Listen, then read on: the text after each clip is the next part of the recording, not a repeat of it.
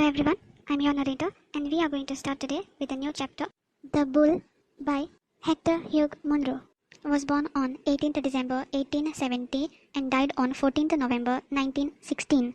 He is better known by the pen name Saki and frequently as H. Munro, was a British writer whose witty, mischievous and sometimes macabre stories satirize Edwardine society and culture. The Bull is about two brothers, Tom Yorkfield and Lawrence. Lawrence left farm early in life and lived on money left by his mother, taking painting as profession.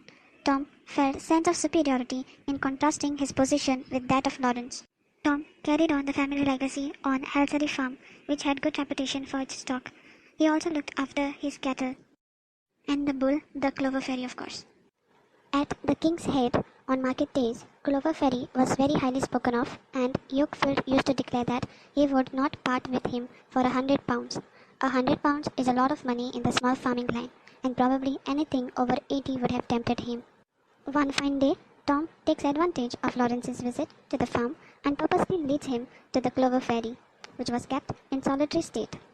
At this moment, Tom was reviving old dislike for his half-brother, whereas Lawrence had grown more languid in his manners. As they both walk in field, Lawrence takes no notice of Tom's flourishing potato crop. Instead, gets carried away with fat, black-faced lambs that simply cried aloud for admiration. Now that Tom felt inside him that howsoever Lawrence is backward in praising his work, he won't be able to resist but definitely appreciate the crowning glory of Halsey Farm, that is, the Clover Fairy. Weeks ago, Tom had been to Taunton and his half-brother had invited him to visit his studio, where he was supposed to exhibit one of his pictures, that is, canvas representation of the bull, of which he was so proud of, and no doubt Tom generously agreed that painting was actually good. Now, coming back to present, Tom was going to show Lawrence a real picture, a living model of strength, not to be exhibited in four corners of the wall.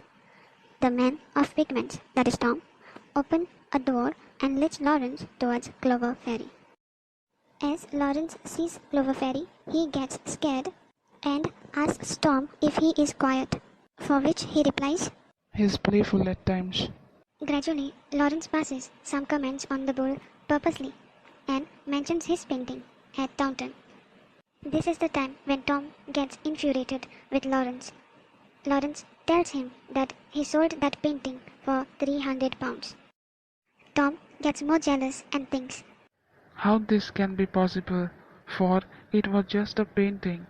It was a cruel insult that went home with all the more force because it emphasized the triumph of the patronizing, self-satisfied Lawrence. The young farmer had meant to put his relative just a little out of conceit with himself by displaying the jewel of his possession. And now the tables were turned, and his valued beast was made to look cheap and insignificant beside the price paid for a mere picture. Now he says to Lawrence, Some soft-witted fools may like to throw away £300 on a bit of paintwork. Can't say as I envy them the artist. I'd rather have the real thing than a picture of it. Lawrence laughed and laughed, a laugh of irritating, indulgent amusement.